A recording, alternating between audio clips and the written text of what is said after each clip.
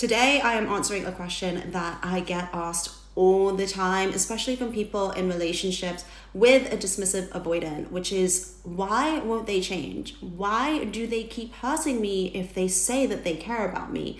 Why does it feel like I am always the only one in this relationship doing all the work? If you want to know the answer to these questions, then this video is for you. So to their partner, a dismissive avoidant can come across as incredibly selfish and uncaring. It can feel like they're giving you an ultimatum. Either you accept me the way that I am, including all of my behaviors, or we can part ways. But working on their issues rarely feels like an option that's genuinely on the table. So if you're left wondering, why do they expect me to just accept their behavior instead of working to change it, then here's the reason. The main reason why they don't change is because out of all of the attachment styles, the dismissive avoidant is the one that has the least incentive to change. Healing is often way more painful for a dismissive avoidant than staying avoidant because their whole coping mechanism is built around not feeling.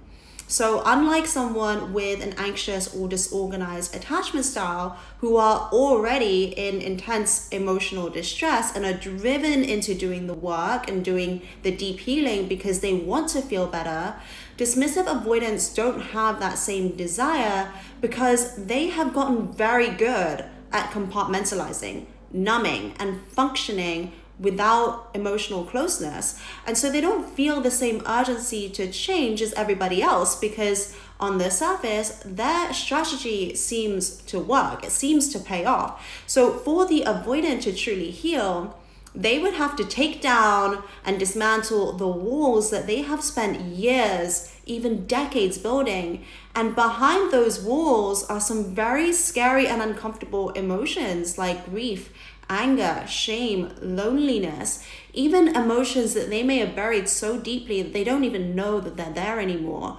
So to them, delving into this work seems like they're opting into unnecessary pain that they could very easily bypass. And to them, when you're asking them to change, they interpret that as you asking them to go through unnecessary pain because of your inability to manage your own emotions. They feel like you are making them do something they don't want to do at personal cost to them, because to them, numbing works.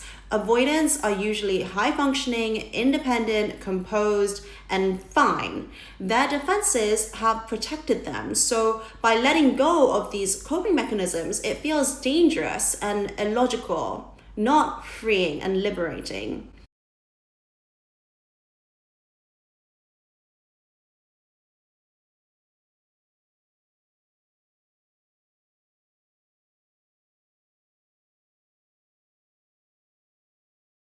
Also, many avoidants have low emotional awareness. So the process of doing this work feels overwhelming to them and they just feel completely lost. Many avoidants don't even have the language for what they're feeling. So when they're asked by a therapist or by somebody else or even you what's going on for them, they genuinely don't know how to answer.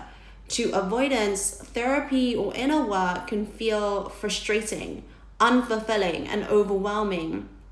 Building emotional awareness and intelligence takes a lot of time, and it's a process that cannot be rushed. So progress for the avoidant looks like the exponential growth curve.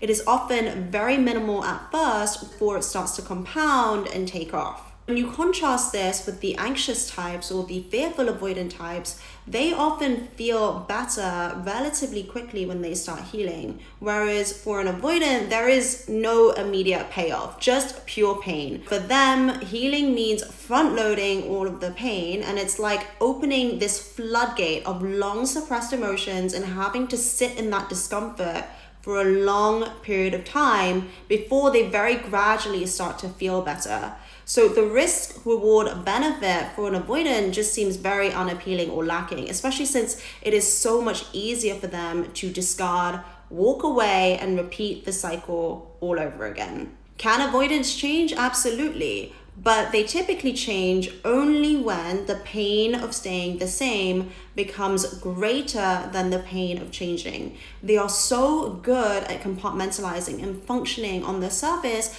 that they don't feel the same pressing need to change as other people. They can use their tactics of flaw finding and rationalizing why the relationship didn't work. It's very easy for them to protect themselves by blaming other people for being needy and convincing themselves that it's other people's fault for not being able to cope in the same way that they do.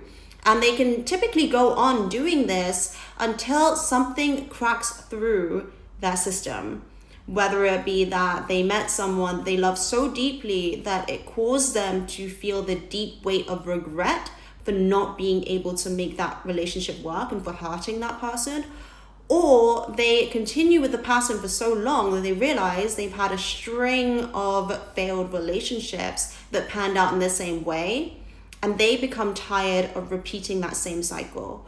But once a dismissive avoidant decides that they want to heal, they absolutely can. But this is a choice that they have to come to on their own, not because their partner is pressuring them to change. Let me know in the comments if this video resonates with you, or if you have been in a situation like this with a dismissive avoidant. I would really love to hear your story. And if you found this video helpful, don't forget to like and subscribe to join the Reloved family. I'm sending you so much love, and I will see you in my next video.